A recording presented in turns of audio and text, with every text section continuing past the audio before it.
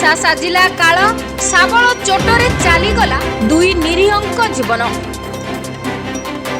मयूरभंज जिला तिरिंगी थाना अंचल आसीछि एक अत्यंत हृदय विदारक खबर। निशाशक्त अवस्था जड़े युवकर उन्मत्त कांड। बिना कारण कौनसी पूर्व शत्रुता न थाई केवल निशा कबल पड़ी जड़े युवक दुई जन को शाबल पिटी पिटी अति निर्मम भावे हत्या करिछि।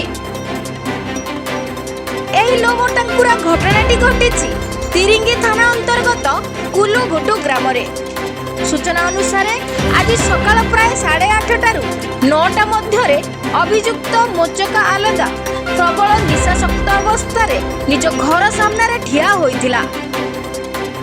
समय ग्रामर गोपीनाथ सरदार और बुधेश्वर राणा कौनसी काम से रास्ता दे जाउथिले। हेले मोचका निशारे एते अंध हो जाइथिला जे बिना कौनसी कारण एक लुहा शाबल धरी सेमानकु आक्रमण करिथिला। फिटी फिटी घटनास्थल रे ही से दुई जनकर प्राण नै जाइथिला। एही घटना परे स्थानीय अंचल रे उत्तेजना प्रकाश पाइथिला। ग्रामवासी एकजुट होई अभियुक्त मोचका को काबू करने सह दौड़ी रे बांधी देइथिले। उत्त्यक्त ग्रामवासी माड़े अभियुक्तर गोड़ भांगी जाइथिबा सूचना मिली।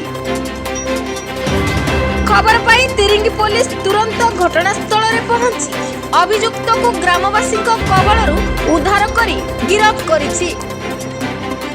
वर्तमान अभियुक्त को चिकित्सा पाई डाक्तरखाना रे भर्ती करा जाइथिबा बेले पुलिस शव व्यवच्छेद पठाई तदंत जारी रखिछि।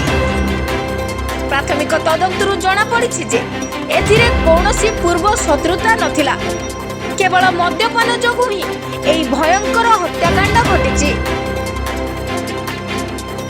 निशा किभଳି मनुष्यको विवेक शून्य करिदिए ताहार एहा एक ज्वलंत उदाहरण। कुलुघुटु ग्राम एबे एही दुई निरीहंक मृत्युरे शोकाकुल। मयूरभंज रायरंगपुर अनुवर हुसैन को रिपोर्ट बिकाश बार्ता।